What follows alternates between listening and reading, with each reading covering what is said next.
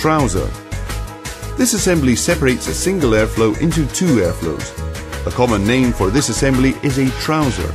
Elbows must be constructed on the branches for this duct assembly. The two elbows can have different sections, and the sum of both sections can be greater than the section from the main duct, but the height of the point at which the offset begins must be the same. The assembly principle is the same as that of the simple dynamic branch. It is made from two elbow ducts with dimensions X and Y respectively. The first step is to add the external measurements of the two airflow outlets X and Y. From this sum, subtract the measurement A.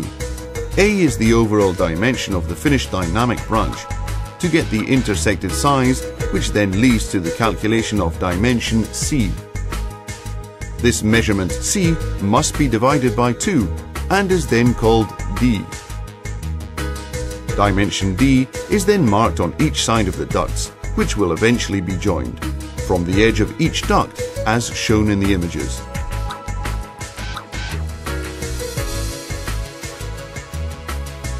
It is then necessary to cut following this line marked on both elbow ducts.